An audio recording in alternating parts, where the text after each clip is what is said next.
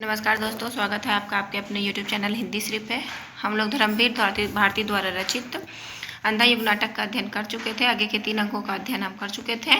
आगे अंतराल में पंख, पहिए और पट्टियाँ है। ये अंतराल का विषय वस्तु है, पंख, पहिए और पट्टियाँ। तो वहाँ से अध्ययन हमारा बाकी था, तो चलिए मिलकर अध्ययन करते हैं। अंतराल, पंख, पहिए और पट्टियाँ। वृद्ध याचक प्रवेश करता है। स्टेज पर मकड़ी के जाले जैसी प्रकाश रेखाएं और कुछ कुछ प्रेतलोक सा वातावरण। पहले मैं झूठा भविष्य था, वृद्ध याचक था, अब मैं प्रेतात्मा हूँ। अश्वत्थामा ने मेरा वध किया था। जीवन एक अनवरत प्रवाह है और मौत ने मुझे बाह पकड़कर किनारे खींच लिया है और मैं तटस्थ रूप से किनारे पर खड़ा हूँ और देख रहा हूँ कि यह युग का अंधा समुद्र है, चारों ओर से पहाड़ों से घिरा हुआ और दरों से और गुफाओं से उमड़ते हुए भयानक तूफान चारों ओर से उसे मथ रहे हैं और उस बहाव में मंथन है, गति है, किंतु नदी की तरह सीधी नहीं, बल्कि नागलोक के किसी गह्वर में सैकड़ों केंचुल चढ़े अंधे सांप एक दूसरे से लिपटे हुए, आगे पीछे ऊपर नीचे। दूसरे रथ की ध्वनि, हाँ दूसरा रथ, जिसकी गति को मैं तो क्या कृष्ण भी रोक नहीं पाए हैं। यह रथ है मेरे बधिक अश्वत्थामा का। कौवे के कटे पंख सी काली रक्त रंगी घृणा है भयानक उसकी, अदम्य। मोरपंख उससे हारेगा और जीतेगा, प्रश्न सूचक है। घृणा के उस नए काली नाग का दमन अब क्या कृष्ण कर पाएंगे। रथ की ध्वनियां तेज होती है, रथ बढ़ते जाते हैं, मैं हूँ असक्त। कथा की गति अब मेरे बांधे नहीं बनती है। कृष्ण का रथ पीछे छूटा जाता है।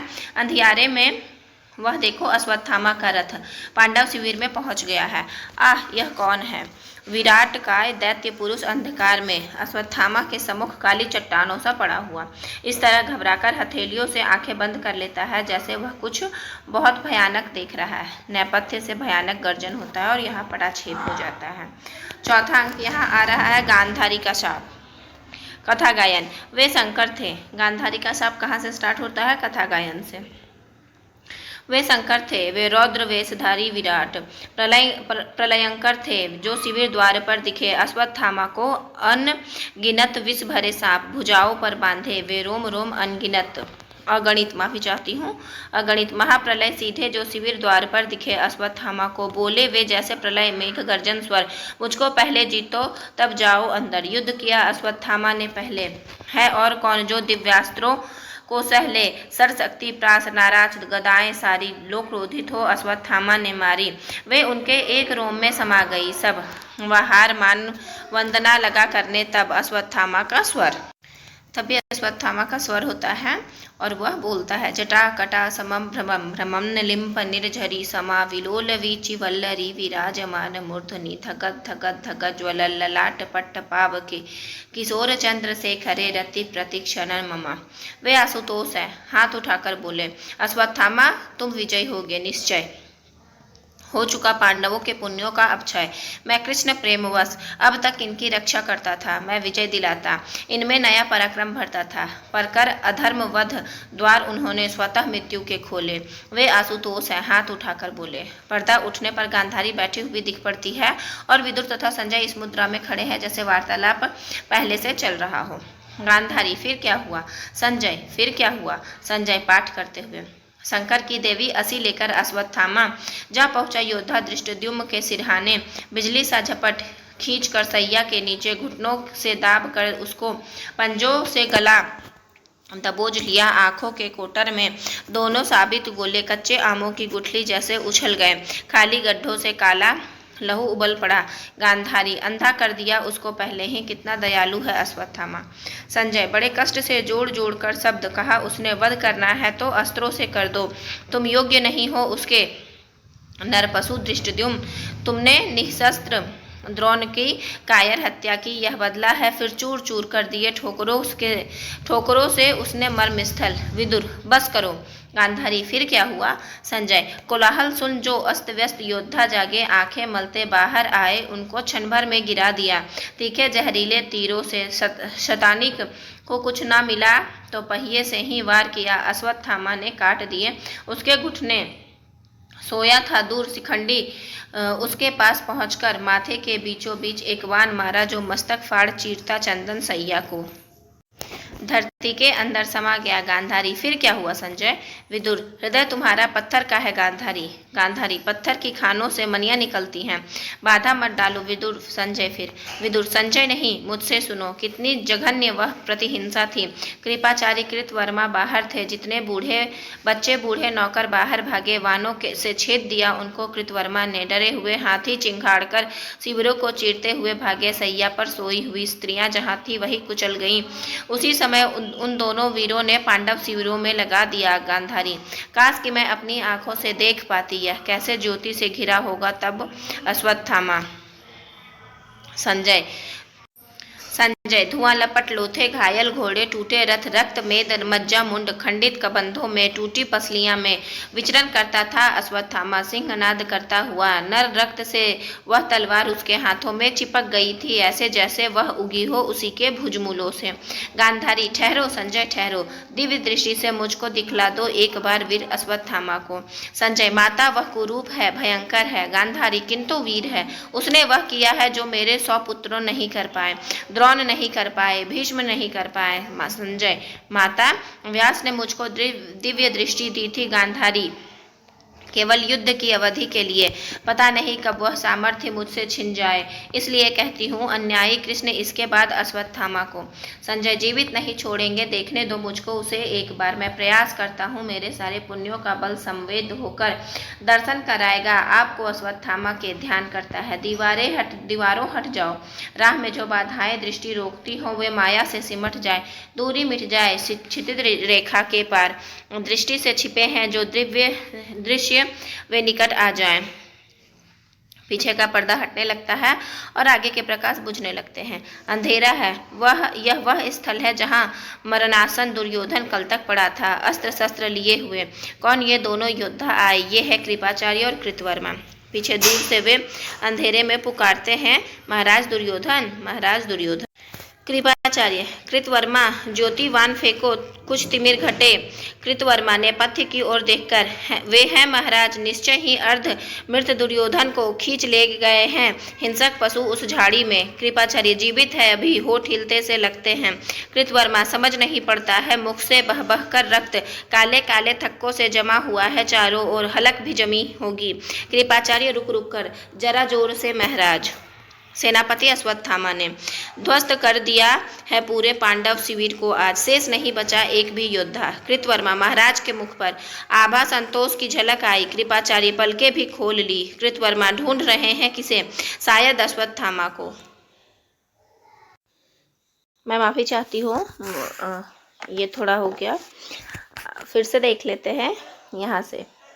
कृपाचार्य से, कृतवर्मा, महाराज दुर्योधन, महाराज दुर्योधन। कृपाचार्य, कृतवर्मा, जाति बाण फेंको, कुछ तिमिर घटे। कृतवर्मा ने पथ्य की ओर देखकर, वे हैं महाराज, निश्चय ही अर्धमृत दुर्योधन को खींच ले गए हैं हिंसक पशु उस झाड़ी में। कृपाचार्य, जीवित है अभी, होठ हिलते से लगते हैं। कृतवर्मा, समझ नहीं पड़ता, मुख से बह बह कर रक्त काले काले थक्कों से जमा हुआ है चारों ओर, हलक भी जमी होगी। कृपाचार्य, रुक रुक कर, जरा जोर जोर से, महाराज।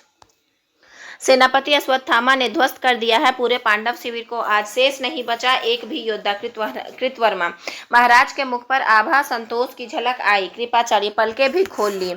कृतवर्मा, ढूंढ रहे हैं किसे? शायद अश्वत्थामा को। कृपाचार्य, महाराज, अश्वत्थामा अपना ब्रह्मास्त्र और मणि लेने गया है, उसे लेकर हम तीनों घोर वन में चले जाएंगे। कृतवर्मा, महाराज की आंखों से बह रहे अश्रु।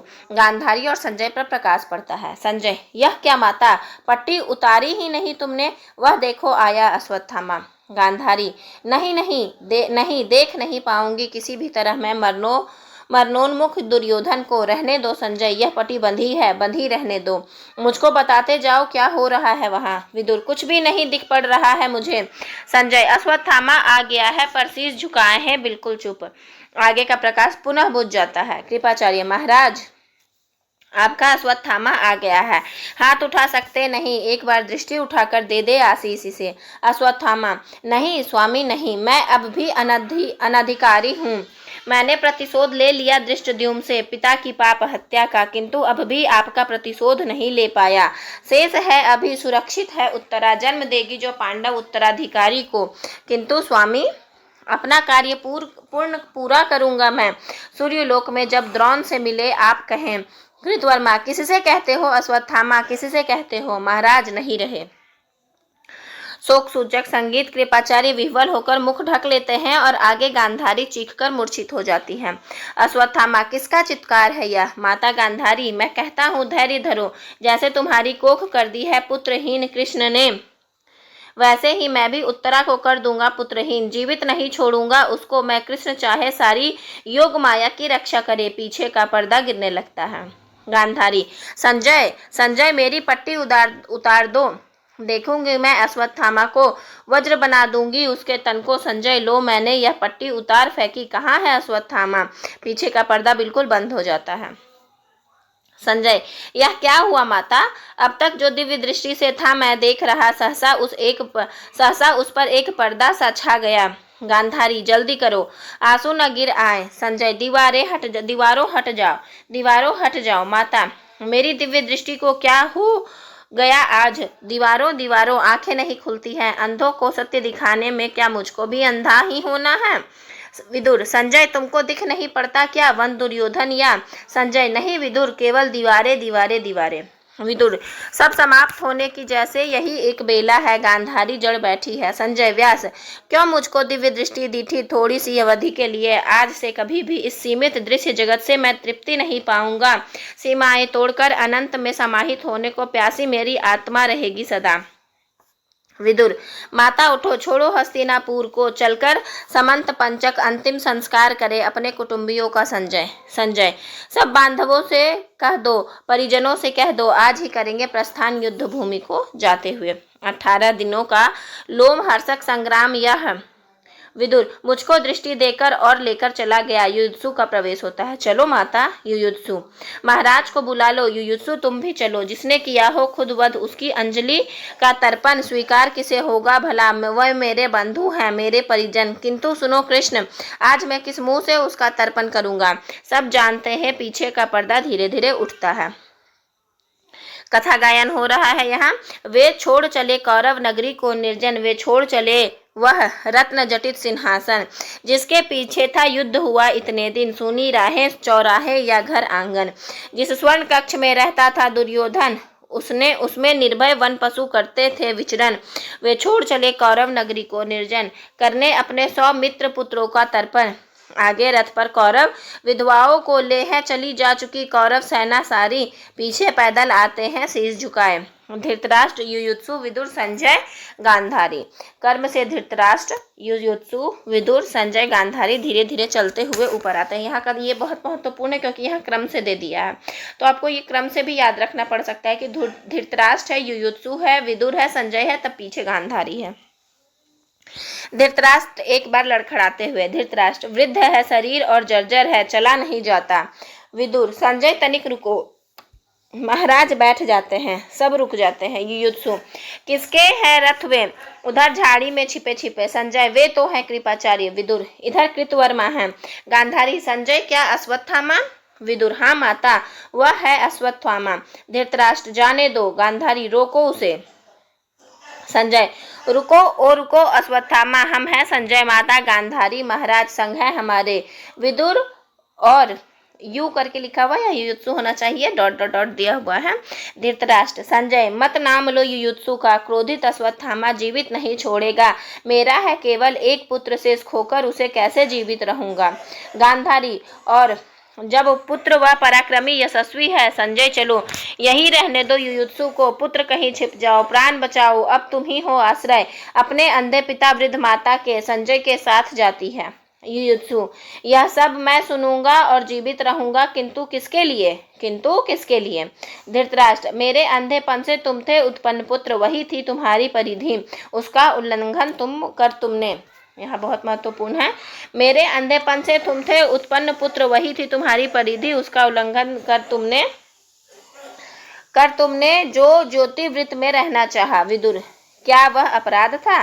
गांधारी और संजय लौट आते हैं। धृतराष्ट्र आ गए संजय तुम। संजय अश्वत्थामा तो बिल्कुल बदला हुआ सा है। वीर नहीं, वह तो जैसे भय की प्रतिमूर्ति है, रह रह कांप उठता है। रथ की वल्गाएं हाथों से छूट जाती हैं।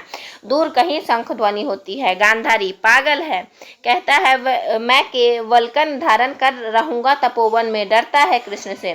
पुनः कई विस्फोट और एक अलौकिक प्रकाश। संजय, पांडवों को लेकर साथ कृष्ण आ रहे हैं उसकी खोज में। गांधारी, मार नहीं पाएंगे कृष्ण उसे, मैंने उसे देखकर वज्र कर दिया है उसके तन को। दूर कहीं विस्फोट। विदुर, लगता है ढूंढ लिया प्रभु ने उसे। धृतराष्ट्र, संजय देखो तो जरा। संजय, मेरी दिव्य दृष्टि वापस ले ली है व्यास ने। युयुत्सु, यह तो प्रकाश है अर्जुन के अग्निबाण का। विदुर, झुलस झुलस कर गिर रही है वनस्पतियां। बुझे हुए दो अग्निवान मंच पर गिरते हैं। धृतराष्ट्र, संजय दूर निकल चलो इस क्षेत्र से। गांधारी, किंतु कृष्ण तुमने अनिष्ट दिया यदि किया अश्वत्थामा का। सुलगते हुए बाण फिर गिरते हैं। विदुर, माता चलो, सुरक्षित नहीं है यहाँ। गिरते जाते हैं जलते बाण यहाँ जाते हैं। कुछ क्षण स्टेज खाली रहता है। नेपथ्य में शंखनाद, लगातार विस्फोट, तीव्र प्रकाश। अकस्मात दौड़ता हुआ अश्वत्थामा आता है। उसके गले में वाण चुभा हुआ है। खींच कर बाण निकालता है और रक्त बह निकालता है। उतने में दूसरा बाण आता है जिसे वह बचा जाता है और फिर तन कर खड़ा हो जाता है, क्रोध से आरक्त मुख। अश्वत्थामा, रक्षा करो अपनी। अब तुम अर्जुन, मैंने तो सोचा था वल्कल धारण कर रहूंगा तपोवन में। पूरे पांडव को निर्मूल किए बिना शायद युद्ध लिप्सा नहीं शांत होगी कृष्ण की। अच्छा तो यह लो अर्जुन, स्मरण करो अपने विगत कर्म, इसके प्रभाव को। क्या एक क्या करोड़ कृष्ण मिटा नहीं पाएंगे। सुनो तुम सब नभ के देवगण, अपने अपने विमानों पर आरूढ़ देख रहे हो जो इस युद्ध को साक्षी रहोगे तुम। विवश किया है मुझे अर्जुन ने। यह लो, यह है ब्रह्मास्त्र। कोई काल्पनिक वस्तु फेंकता है, ज्वालामुखियों की सी गड़गड़ाहट होती है, तेज महताबी सा प्रकाश होता है, फिर अंधेरा हो जाता है। व्यास, आकाशवाणी होती है। व्यास जी की आकाशवाणी होती है। यह क्या किया अश्वत्थामा नराधम, यह क्या किया अश्वत्थामा। कौन दे रहा है अपनी मृत्यु को निमंत्रण, मेरे प्रतिशोध में बाधक बनकर। व्यास, मैं हूँ व्यास। ज्ञात क्या तुम्हें है परिणाम इस ब्रह्मास्त्र का। यदि यह लक्ष्य सिद्ध हुआ तो ओ नरपशु, तो आगे आने वाली सदियों तक पृथ्वी पर रसमय वनस्पति नहीं होगी। शिशु होंगे पैदा विकलांग और कुष्ठग्रस्त। सारी मनुष्य जाति बौनी हो जाएगी। जो कुछ भी ज्ञान संचित किया है मनुष्य ने सतयुग में, त्रेता में, द्वापर में, सदा सदा के लिए होगा विलीन। वह गेहूं की बालों में सर्प फुफकारेंगे, नदियों में बहा बहा कर आएगी पिघली आग। अश्वत्थामा, भस्म हो जाने दो, आने दो प्रलय। व्यास, देखूं मैं रक्षण शक्ति कृष्ण की। व्यास, तो देख उधर। कृष्ण के कहने से पहले ही अर्जुन ने छोड़ दिया है नभ में अपना ब्रह्मास्त्र। लेकिन नराधम, ये दोनों ब्रह्मास्त्र अभी नभ में टकराएंगे। सूरज बुझ जाएगा, धरा बंजर हो जाएगी, फिर गड़गड़ाहट, तेज प्रकाश और फिर अंधेरा। अश्वत्थामा, मैं क्या करूं, मुझको विवश किया अर्जुन ने। मैं था अकेला और अन्यायी।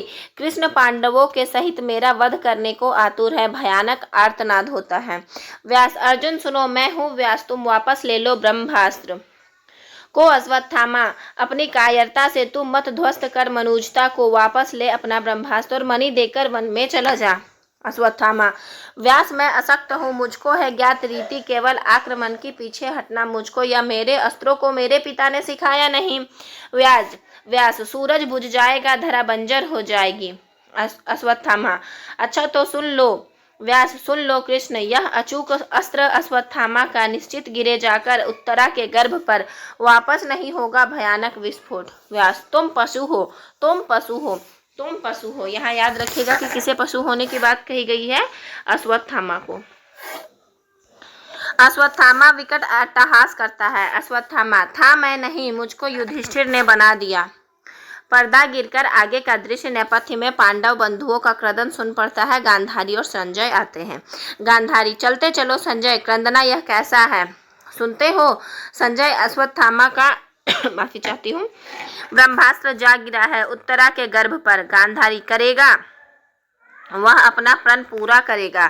संजय, रुककर माता, किंतु कृष्ण उसे क्षमा नहीं करेंगे। गांधारी, चलते चलते संजय उसका वध नहीं कर सकेंगे। कृष्ण चक्र, यदि कृष्ण का खंड खंड मुझको कर भी दे तो मैं तो अभी जाऊंगी वहां। यहाँ गहन मृत्यु निद्रा में सोया है दुर्योधन। चलते चलो संजय। जाते हैं धृतराष्ट्र और युयुत्सु का प्रवेश होता है।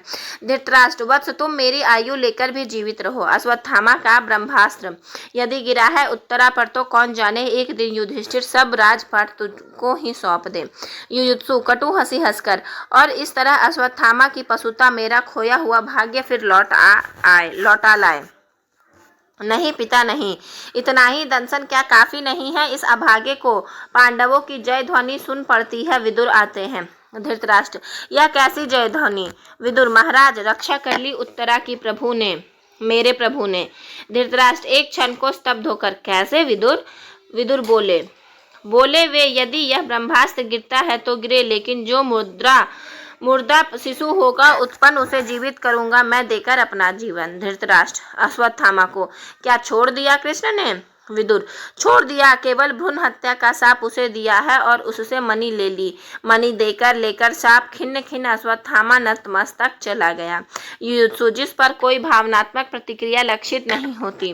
मुझको आशंका है माता गांधारी सुनकर पराजय अपने अश्वत्थामा की जाने क्या कर डाले। धृतराष्ट्र, चलो विदुर, आगे गई है वे, मैं भी धीरे धीरे आता हूँ। पहले तेजी से विदुर, फिर धृतराष्ट्र और युयुत्सु उधर जाते हैं जिधर गांधारी गई है। पर्दा खुलकर अंदर का दृश्य। संजय, गांधारी और विदुर।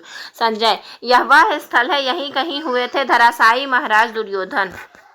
यह है स्वर्ण शीर स्त्राण, यह है गदा उनकी, यह है कवच उनका। गांधारी पट्टी उतार देती है, एक एक वस्तु को टटोल टटोल कर देखती है, कवच पर हाथ फेरते हुए रो पड़ती है।